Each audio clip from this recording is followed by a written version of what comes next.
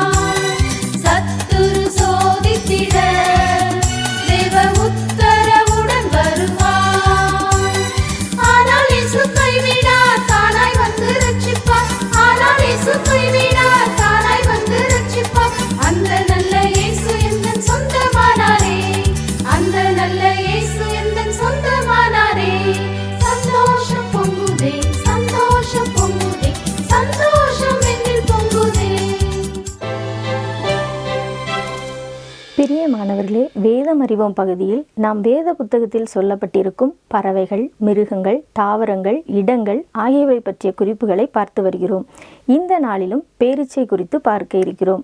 பேரீச்சை பனை வகையைச் சேர்ந்த ஒரு மரம். இது மத்திய கிழக்கு, வட ஆப்பிரிக்கா மற்றும் தெற்காசியா பகுதிகளில் பரவலாக வளர்க்கப்படுகின்றன. பாலைவன தேசங்களில் மட்டுமே பேரீச்சம்பழங்கள் விளையும் என நாம் நினைத்து கொண்டிருக்கிறோம். ஆனால் இந்தியாவிலும் சில பகுதிகளில் விளைவிக்கப்படுகின்றன.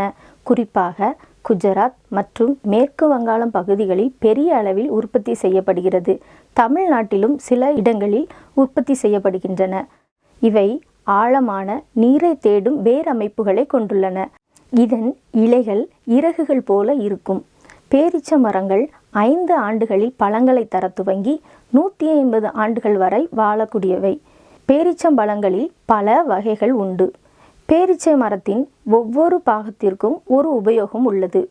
பேரீச்ச மரங்கள் வறண்ட மற்றும் ஈரப்பதமான கால சூழ்நிலைகளில் செழித்து வளரும். பாலைவன மணல்களுக்கு மத்தியில் செழிப்பான பழங்களை தருகிறது. அதன் பழங்கள் வாழ்வாதாரத்தையும் அதன் இருப்பு செல்வத்தையும் குறிக்கிறது. பேரீச்சம்பழங்களில் அதிக அளவில் ஊட்டச்சத்துக்கள் மற்றும் தாதுக்கள் உள்ளன. பண்டைய ரோம மற்றும் கிரேக்க நாணயங்களில் பேரீச்ச மரத்தின் உருவம் பொறிக்கப்பட்டிருந்தது. எஹூட் நெட்சர் என்ற தொல்பொருள் ஆய்வாளரால் மசடா மலையின் உச்சியில் பேரீச்சம்பழ விதைகள் கண்டுபிடிக்கப்பட்டன. அவை சோதனைக்குட்பட்டு 2000 ஆண்டுகளுக்கு மேலானவை என கண்டுபிடிக்கப்பட்டன.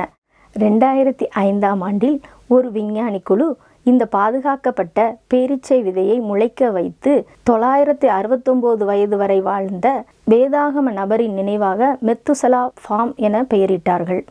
வேதாகமத்தில் முதலில் பேரீச்சை மரத்தை பற்றி யாத்ராகமம் 15:27 வாசிக்கிறோம். இஸ்ரேல் ஜனங்கள் ஏலிமுக்கு வந்தார்கள். அங்கே 12 நீரூற்றுகளும் 70 பேரீச்ச மரங்களும் இருந்தது. அங்கே தண்ணீர் அருகே பாளையம் இறங்கினார்கள் என்று வாசிக்கிறோம். இங்கே வனாந்தரத்தில் அலைந்து திரிந்த இஸ்ரேல் ஜனங்களுக்கு பேரீச்சை மரம் தங்கும் இடமாகவும் நிழலாகவும் இருந்தது. கர்த்தருக்கு பண்டிகையை ஆசரிக்கும் போது பேரிச்சின் ஓலைகளையும் கொண்டு வருவார்கள் என்று லேவியராகமம் 23:39-40 காண்கிறோம். யோவான் 12:13 இயேசு கிறிஸ்து எருசலேம் நகரை நோக்கி பவனியாக வரும்போது கையில் குருத்தோலைகளை பிடித்து ஓசன்னா என்று ஜனங்கள் ஆர்ப்பரித்தார்கள். வெளிப்படுத்தல் 7:9 பரலோகத்திலும் வெள்ளை அங்கிகளை தரித்த திரள் கூட்ட ஜனங்கள் தங்கள் கைகளில் குருத்தோலைகளை பிடித்து சிங்காசனத்தின் மேல் வீற்றிருக்கும் எங்கள் தேவனுக்கும் ஆட்டுக்குட்டியானவருக்கும் மகிமை உண்டாவதாக என்று ஆர்ப்பரித்தார்கள்.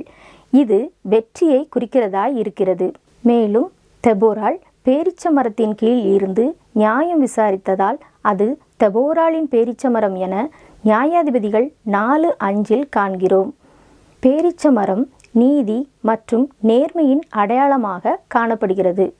கர்த்தருடைய ஆலயத்தின் பெரிய மாளிகையிலும் சுவர்கள், கதவுகள், ஜன்னல்கள், வாசலின் மேல்புறம் மற்றும் தூண் ஆதாரங்களிலும் சித்தரிக்கப்பட்ட பேரிச்ச மரங்கள் இருந்தன என எசேக்கியேல் 40 மற்றும் 41 அதிகாரத்தில் காணலாம்.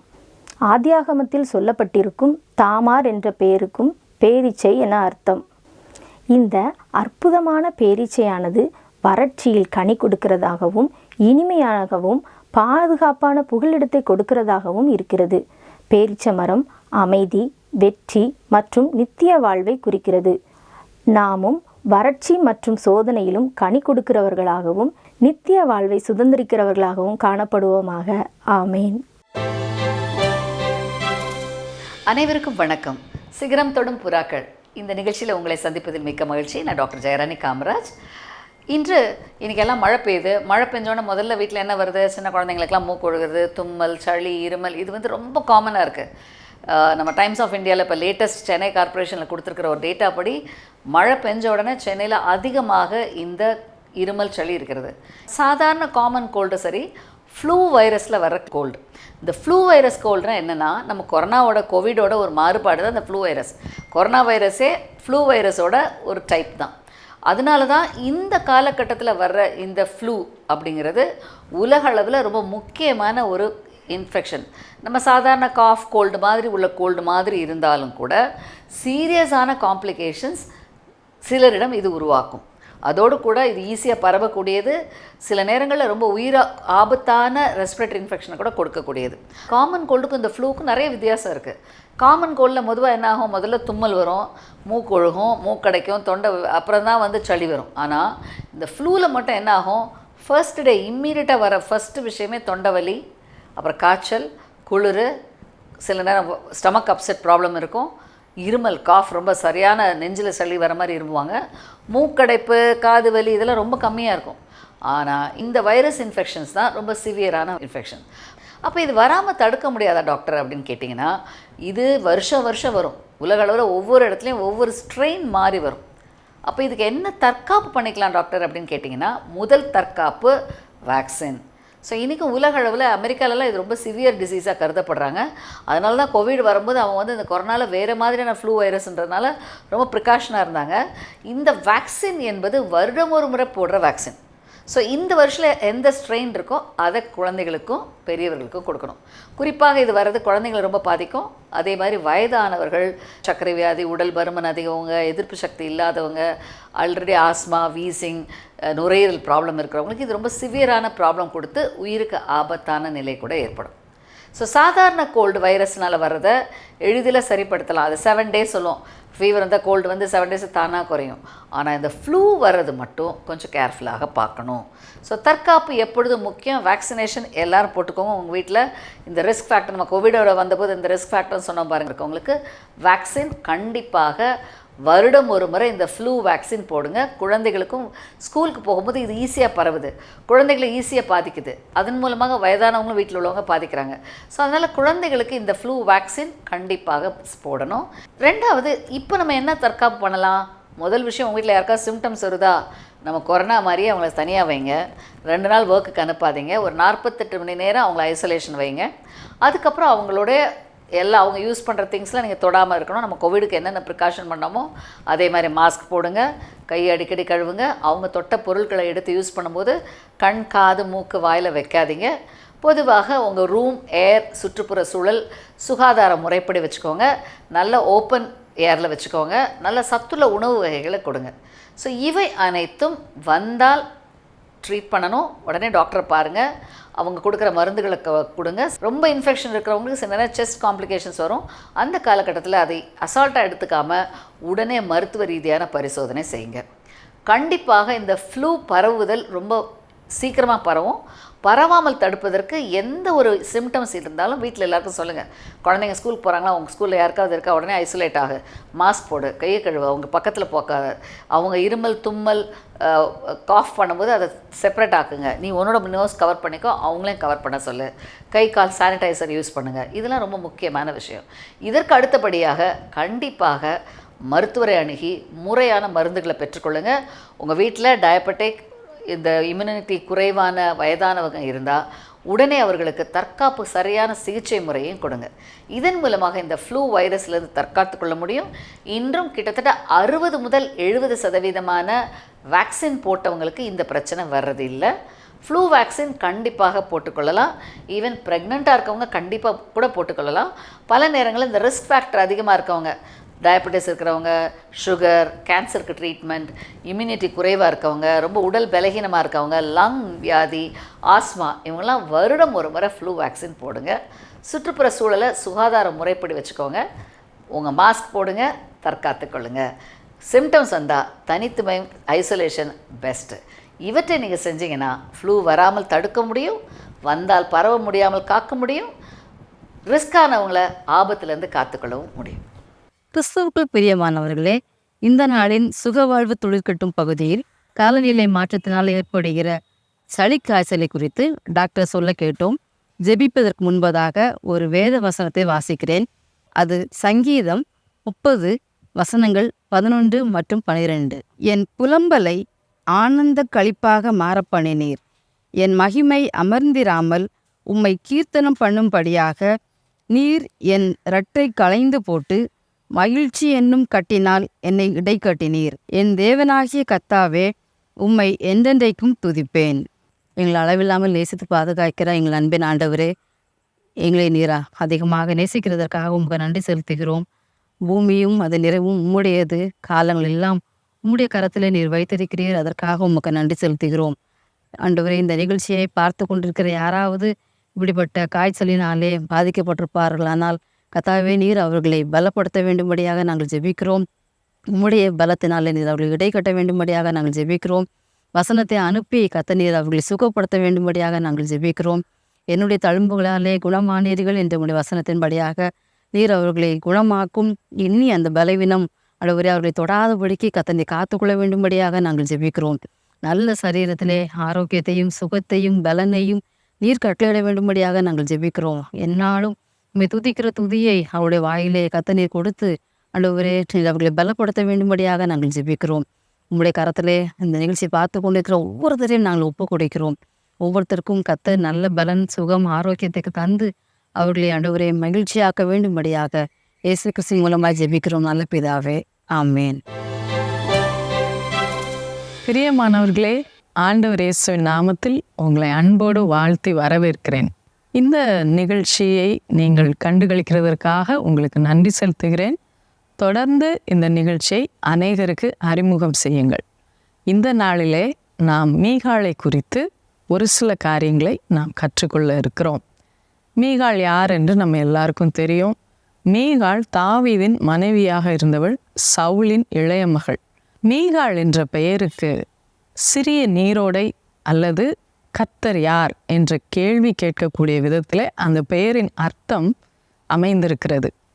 மீகாளை குறித்து முதலாக வேத புத்தகத்திலே 1 சாமுவேல் 14ஆம் அதிகாரம் 49ஆம் வசனத்திலே நாம் வாசிக்கிறோம். சவுலுக்கு இருந்த குமாரர் யோனத்தான், இஸ்வி, மல்கிஷுவா என்பவர்கள். அவனுடைய 2 குமாரத்திகளில் மூத்தவள் பேர் மேராப், இளையவள் பேர் மீகாள். இந்த மீகாள் அந்த குடும்பத்திலேயே இளைய மகள் என்று சொல்லி பார்க்கிறோம். பொதுவாகவே இளைய பிள்ளைகளுக்கு வீட்டில் கொஞ்சம் செல்லம் அதிகம்தான் இல்லையா? அப்படி இந்த மீகாளும் ஒரு செல்ல மகளாக சவுலின் குடும்பத்திலே இருந்தாள் என்று சொல்லி நம்ம பார்க்கிறோம். இந்த மீகாளை குறித்து ஒரு சில காரியங்கள் வேத புத்தகத்தில் போடப்பட்டிருக்கிறது. முதலாவது மீகாள்கிட்ட நம்ம கற்றுக்கொள்ளக்கூடிய காரியம் என்னன்னு பார்த்தீங்கன்னா, அவள் தன்னுடைய கணவனை மிகவும் நேசித்தாள் என்று சொல்லி நம்ம பார்க்கிறோம். 1 சாமுவேல் 18வது அதிகாரம் 20வது வசனத்திலே நாம் வாசிக்கும் பொழுது, சவுலின் குமாரத்தியாகிய மீகாள் தாவீதை நேசித்தாள். இப்போ இந்த பகுதியை பார்க்கும்போது சவுலின் குமாரத்தியாகிய மீகாள் தாவீதை அதிகம் நேசித்ததை இந்த பதம் நமக்கு கற்றுக் கொடுக்கிறது. ஆனால் அவங்களுடைய தகப்பன் யார் என்று சொல்லி பார்த்தீங்கன்னா, இந்த தாவீதை காய்மாகாரமாக பார்த்த ஒரு மனிதன், மிகவும் வெறுத்த ஒரு மனிதனாக இருந்தார். ஏனென்றால் தாவீது ரொம்ப உண்மையுள்ள ஒரு ஊழியக்காரனாய் சவுலுக்கு இருந்தாலும், அங்கே இருக்கக்கூடிய மக்கள் சவுலை காட்டிலும் தாவீதை ரொம்ப ரெகக்னைஸ் பண்ணுறாங்கன்ற அந்த ஒரு பதம் சவுலை அதிகம் பாதித்தது என்று சொல்லி பார்க்கிறோம். அதனாலே சவுல் தாவீதை உயிருள்ள நாளளவும் வெறுத்தான், ஒரு எனிமையாக பார்த்தான் அப்படின்னு சொல்லி பார்க்குறோம். அப்போ ஒரு எனிமையாக பார்த்த ஒரு மனிதனை இந்த மகள் நேசித்தாள் என்று சொல்லி பார்க்கிறோம். அப்போ அந்த தகப்பனுக்கு கோபம் வந்திருக்க வேண்டும். கோபம் நீ அதை செய்யக்கூடாது என்று சொல்லி இருக்கிற ஒரு தன்மை தான் இருந்திருக்கணும். ஆனால் அந்த சவுலை பார்க்கும் பொழுது அவர் என்ன செய்கிறாருன்னு பார்த்தா, அது அவருக்கு சந்தோஷத்தை கொடுத்தது என்று சொல்லி நம்ம வேத புத்தகத்தில் வாசிக்கிறோம். ஏன் சந்தோஷத்தை கொடுத்ததுன்னா, இந்த மீகாலை வச்சு நம்ம பிளான் பண்ணி தாவீதை எப்படியாவது தீர்த்து கட்டிவிட வேண்டும் என்கிற ஒரு தன்மை அந்த மனிதனுக்குள் காணப்பட்டது. நாம் வாசிக்கலாம் 1 சாமுவேல் 18:20 அது சவுலுக்கு அறிவிக்கப்பட்ட போது அது அவனுக்கு சந்தோஷமாக இருந்தது என்று சொல்லி பார்க்கிறோம். தாவீதை மீகாள் வாயிலாக விழப்பண்ண சவுல் போட்ட ஒரு பெரிய பிளான் என்னன்னா, 100 பெலிஸ்தர்களுடைய நுனித்தோள்களை கொண்டு பரிசமாக படைக்க வேண்டும்.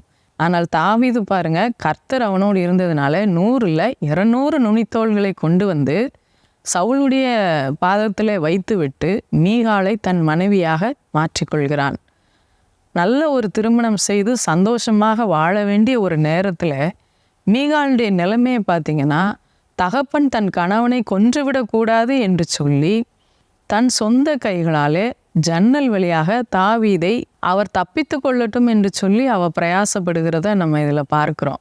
அந்த அளவுக்கு தாவீதை அவள் நேசித்ததை நம்ம பார்க்குறோம். இந்த நாட்களில் நாம் நம்மை கேள்வி கேட்க வேண்டும், do we really love our spouses? 2வது இந்த மீகாலை குறித்து நாம் பார்க்கும் பொழுது, அரியணைக்கு நடக்கிற போரில் அவள் ஒரு விக்டிமாக இருக்கிறத நம்ம பார்க்குறோம். அவங்க தகப்பனாருக்கு தன்னுடைய அரியணையை விட்டு கொடுக்க மனதில்லாமல் தாவீதை துரத்துகிறார். அப்போ இந்த மீகாளுடைய வாழ்க்கை பார்க்கும்போது 2 பேருக்கு இடையே நடக்கிற ஒரு அரியணை போரில் அவள் ஒரு இன்னசென்ட் விக்டிமாக அவள் இருக்கிறத நம்ம பார்க்குறோம். இன்றைக்கு நிறைய குடும்பங்களில் பெற்றோர்களுக்கு நடுவில் இருக்கிற பிரச்சனைகளினால, கணவனுக்கும் தன் சொந்த பெற்றோருக்கும் இருக்கிற பிரச்சனைகளினால போராடி கொண்டு இருக்கிற எத்தனையோ பெண்கள் இன்னைக்கு இருக்கிறாங்க. வீட்டிற்கு வந்த மருமகனையோ பெற்றோர் மதிக்காத தன்மைகள் இருக்கிறதுனால அந்த எல்லா பாரங்களையும் இந்த பெண்கள் அல்லவிட்டால் அந்த ஆண்கள் சுமக்கிறதை நம்ம நிறைய குடும்பங்களில் இந்த காலகட்டங்களில் பார்க்குறோம். என்ன காரணம்? ஒரு ஈகோ வார். விட்டு கொடுக்க மனதில்லாததுனாலே ஒரு பெரும் போராட்டத்திற்குள் அவர்கள் போராட அதன் நடுவிலே ஊஞ்சல் ஆடுகிறது. இதற்கு நடுமையமாக இருக்கிற பெண்களோ ஆண்களோ. மீகாள் அப்படி தான் தள்ளப்பட்டாள். இந்த தாவீதை அவள் தப்புவித்த பின்பும் அவளுடைய வாழ்க்கை ஒரு நிலைவரமாக இல்லை. சவுல் உடனே என்ன செய்கிறார்? அவளை வேறொரு மனிதனுக்கு திருமணம் செய்து கொடுக்கிறதையும் வேத புத்தகத்தில் நம்ம வாசிக்கிறோம். அநேக ஆண்டுகளுக்கு பின்பு தாவீது அரசனான பின்பு மீகாள் மறுபடியும் அரண்மனைக்கு அழைத்து வரப்படுகிறாள். தாவீதை நேசித்ததுனால அவளுக்கு கிடைத்த ஒரு பெரிய தண்டனை போல இந்த காட்சி நமக்கு கண்முன்னாக தெரிகிறது. அவளுடைய வாழ்நாள் முழுவதும் அவள் ஒரு நிலையான ஒரு வாழ்க்கை வாழவில்லை. பல ட்விஸ்ட் அண்ட் டர்ன்ஸ் உள்ள ஒரு லைஃபுக்குள்ளே அவள் இருக்கிறத நம்ம பார்க்க முடியும். என்னதான் அரசரின் மகளாக இருந்தாலும் அங்கே அரியணை சண்டையிலே அவள் ஒரு இன்னசென்ட் விக்டிமாக இருக்கிறத நம்ம பார்க்குறோம். இப்படி இன்னசென்ட் விக்டிம்ஸாக சமுதாயத்தினால் அநேகர் ஏற்படுத்தப்படுகிறார்கள். பீடி சுற்றுகிற தொழில் செய்கிற பெண்கள் இருக்கிறார்கள். அவர்கள் ஒரு இன்னசென்ட் விக்டிம்ஸ். ஏனென்றால் அந்த பீடி சுற்றுகிறதுனால அவர்களுடைய நுரையீரல் பாதிக்கப்படும். ஆனால் அவர்கள் தங்களுடைய வாழ்வாதாரத்திற்காக அதை செய்கிறார்கள். இப்படிப்பட்ட பெண்கள் மத்தியில் விஸ்வவாணி நற்செய்தி பணி இயக்கத்தின் சோஷியல் ஆலங்குளம் பகுதியில் அவர்களுக்காக தையல் பயிற்சி கொடுக்கப்பட்டு வருகிறது.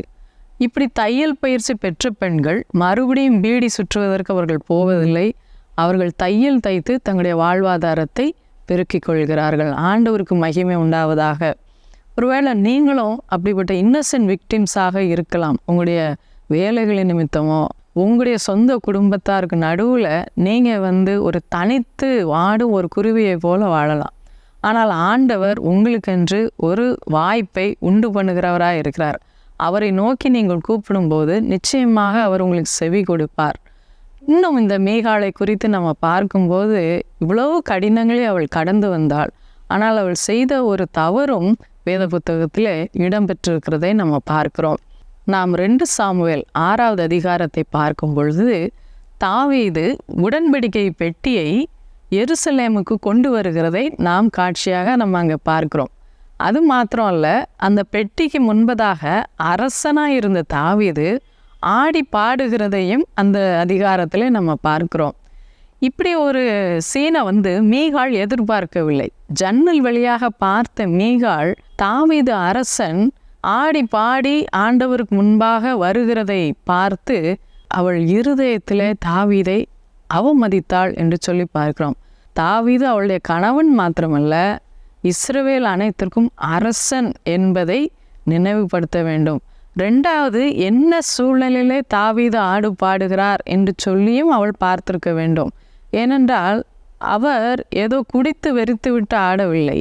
கர்த்தாதி கர்த்தரும் ராஜாதி ராஜாவுமாகிய அவருடைய உடன்படிக்கை பெட்டி சுமந்து செல்லப்படும் போது மன மகிழ்ச்சியோடு ஆராதிக்கும் விதமாக தாவீது அந்த உடன்படிக்கை பெட்டி முன் ஆடினார் என்று சொல்லி பார்க்கிறோம். கர்த்தருக்கு ஆராதனை செய்து கொண்டிருந்த தாவீதை தன் இருதயத்தில் அவமதித்தாள். இதுதான் மீகாள் அவருடைய வாழ்விலே செய்த மிக பெரிய தவறு. ஒருவேளை அவருடைய வாழ்வில் ஒரு நிலையில்லாத வாழ்வு இருந்தாலும், கடைசியாக அரண்மனைக்கு சேர்ந்தாலும், அதன் பின்பு அவள் தாவீதை ஆரம்பத்தில் எப்படி நேசித்தாலோ அப்படியே கடைசி வரைக்கும் நேசிச்சிருக்கலாம். ஆனால் அந்த இடத்துல அவள் தவறு செய்து விட்டாள். இருதயத்திலே ஆண்டவரை ஆராதித்த மனிதனை அவமதித்தாள் என்று சொல்லி நம்ம பார்க்கிறோம். அது மாத்திரம் அல்ல, அவர் தன்னுடைய அரண்மனைக்கு உள்ளே தன் வீட்டாரை ஆசீர்வதிக்கும் போது அப்பொழுது நேரடியாக வார்த்தைகளினால் அவரை அவமதித்தாள் என்று சொல்லி நம்ம பார்க்கிறோம். அவள் கேட்ட கேள்விகள், சொன்ன வார்த்தைகள் மிக பயங்கரமான வார்த்தைகள். வேலைக்கார பெண்கள் முன்பாக கேவலமாக நீ ஆடினாய் என்று சொல்லி ஒரு கொலோக்கலாக சொன்னால் அதை நம்ம அப்படி சொல்லலாம். இவ்வளவு நாள் பொறுமையாக இருந்த மீகாள், தாவீதை நேசித்த மீகாள், தன்னுடைய உயிரை கூட பணயம் வைத்து தப்புவித்த மீகாள் இன்றைக்கு அதே கணவனை அவமதிக்கிறதை பார்க்கிறோம். இருதயத்தில் அவமதித்தாள், வார்த்தையில் அவமதித்தாள். நம்மளும் ஒருவேளை திருமணமான புதிதில் ரொம்ப நம்முடைய ஸ்பௌஸை நேசிச்சிருப்போம். அவங்களுக்காக என்னன்னாலும் நம்ம செய்திருப்போம். அவர்களுடைய விருப்பத்தின்படி நாம் நடந்திருப்போம். ஆனால் நாட்கள் செல்ல செல்ல செல்ல அவங்களுடைய செய்கைகளை நம்முடைய இருதயத்தில் அவமதிப்பதும் வார்த்தைகளிலே அவமதிப்பதுமாக நம்ம இருந்தோமானால் அது கர்த்தருடைய பார்வையில் பிரியமாயிராது. பிரியமானவர்களே, நாம் அதில் ரொம்ப ஜாக்கிரதை உள்ளவர்களாக நம்ம இருக்க வேண்டும். கர்த்தருடைய வார்த்தை சொல்லுகிறது, இது நிமித்தம் மீகாளுக்கு அவள் மரண நாள் வரைக்கும் பிள்ளை இல்லாது இருந்தது என்று சொல்லி எழுதப்பட்டிருக்கிறது. எவ்வளோ பயங்கரமான ஒரு நியாய தீர்ப்பு இல்லையா? ஆகையினால நம்முடைய வாழ்க்கையிலும் மனிதர்களை குறித்து நம் இருதயத்தில் நினைப்பது, விசேஷமாக கர்த்தருக்கு ஆராதனை செய்கிறவர்களை குறித்து நம் இருதயத்தில் தேவையற்ற சிந்தைகளோடும் தேவையில்லாமல் வார்த்தைகளை உதிர்ப்பதையும் குறித்து நாம் மிக எச்சரிக்கையாக இருக்க வேண்டும் என்று சொல்லி இந்த வேத பகுதி நமக்கு கற்றுக் கொடுக்கிறது. நாம் ஜெபிக்கலாமா? எங்களை அளவில்லாமல் நேசிக்கிற அன்பின் தகப்பனே, ஆசீர்வதிக்கப்பட்ட இந்த நேரத்திற்காக நாங்கள் நன்றி செலுத்துகிறோம். இந்த நாளிலே மீகாளை குறித்து ஒரு சில காரியங்களை நாங்கள் வாசித்தோம். ஆண்டவரே, மீகாள் எவ்வளவோ தாவீதை நேசித்தாள். அதே போல் ஆண்டவர் எங்களுக்கு கொடுத்த துணையை நேசிக்க கிருபை தாரும். சமுதாய பிரச்சனைகளினாலே, வாழ்வாதாரங்களிலே குறைவுபடுகிறதுனால கடினமான சூழ்நிலைகளை உழைக்கிற பெண்களுக்காக நாங்கள் ஜெபிக்கிறோம். அவர்களை தப்புவியும், அவர்களுக்கு மறுவாழ்வு கொடும் கர்த்தாவே. ஆண்டவரே, எந்த சூழ்நிலையிலும் ஆண்டவரை ஆராதிக்கிறவர்களை, ஆண்டவருக்காக பணி செய்கிறவர்கள் எங்களுடைய இருதயத்திலோ வார்த்தைகளிலோ நாங்கள் அவமதிக்காதபடிக்கு கர்த்தர் எங்களை ஒவ்வொரு நாளும் காத்தருள வேண்டுமாறு நாங்கள் ஜெபிக்கிறோம். ஆதி அன்பை ஒவ்வொரு நாளும் நாங்கள் கடைபிடிக்க கர்த்தாவே எங்களுக்கு கிருபை தாரும். இயேசுவின் மூலம் வேண்டிக் கொள்கிறோம் பிதாவே, ஆமேன். விஸ்வவாணி என்பது இந்தியாவில் அறியப்படாத இடங்களில் நற்செய்தியை அறிவித்து தாழ்ந்து கிடக்கும் சமுதாய மக்கள் சமுதாயத்தில் உயர்ந்த நிலையை அடைவதற்கான அனைத்து கட்டமைப்புகளையும் ஏற்படுத்தி தரும் ஓர் மக்கள் இயக்கம். குடி, விபச்சாரம் என மனிதர்களை அழித்தொழிக்கும் பாவங்களிலிருந்து அவர்கள் நிலையான விடுதலையை பெற்றுக்கொள்வதற்கான வழிமுறைகளை அறிவித்து, கல்வி அறிவு புகட்டி, கைத்தொழில்களை கற்பித்து, சமுதாயத்தின் சக மனிதர்களைப் போல அவர்களும் தலை நிமிர்ந்து வாழ வழி செய்யும் ஓர் அன்பின் ஐக்கியம். ஒரு கிராமத்தை பொறுப்படுத்து மாதந்தோறும் 4000 ரூபாய் அன்பின் ஈகையாக கொடுப்பதின் மூலம் ஓர் சமுதாயம் நம் கண்முன்னே மலர்வதை நீங்கள் பார்க்க முடியும். அவர்கள் ஆராதிக்கவும், தங்கள் சமுதாய மறுமலர்ச்சிக்கான திட்டங்களை தீட்டவும் ஓர் ஆராதனை கூடத்தை ஏற்படுத்தி தருவதற்கு எங்களை நீங்கள் தொடர்பு கொள்ளலாம். சிறுவர்களுக்கான கல்வி செலவை ஒவ்வொரு மாதமும் ரூபாய் 1500 கொடுப்பதின் மூலம் பொறுப்பெடுக்கலாம். இந்திய தேசத்தின் வலிமையான கிராமங்களை உருவாக்க, அடிமைத்தனங்கள் இல்லாத சமுதாயத்தை கட்டமைக்க அன்பின் இதயங்களாக நாம் ஒன்று சேர்ந்து உழைப்போம். ஆண்டவர் உங்களை ஆசீர்வதிக்கட்டும். கூடுதல் தகவல்களுக்கும் அன்பின் தொடர்புகளுக்கும் நீங்கள் தொடர்பு கொள்ள வேண்டிய தொலைபேசி எண்கள் திரையில் காண்பிக்கப்படுகின்றன. உங்கள் அன்பின் ஈகைகளை ஆன்லைன் பரிவர்த்தனை மூலம் செலுத்த வங்கி கணக்கு எண்களும் கீழே தரப்படுகின்றன. பிரத்யேகமாக தரப்பட்டிருக்கும் QR கோடையும் நீங்கள் ஸ்கேன் பண்ணி கொள்ளலாம். உங்கள் ஜெபங்களாலும் ஈகைகளாலும் இந்தியாவை ஆசீர்வதிக்கும் உங்களை ஆண்டவர் அளவில்லாமல் ஆசீர்வதிப்பாராக. இந்த நிகழ்ச்சி உங்களுக்கு மிகுந்த ஆசீர்வாதமாய் இருந்திருக்கும் என்று சொல்லி நம்புகிறோம். நீங்கள் பெற்ற ஆசீர்வாதங்களையும் உங்கள் ஜெப தேவைகளையும் திரையில் காணும் எண்கள் மூலம் எங்களுக்கு தெரியப்படுத்துங்கள். கர்த்தரின் ஆசீர்வாதம் உங்கள் அனைவரோடும் இருப்பதாக.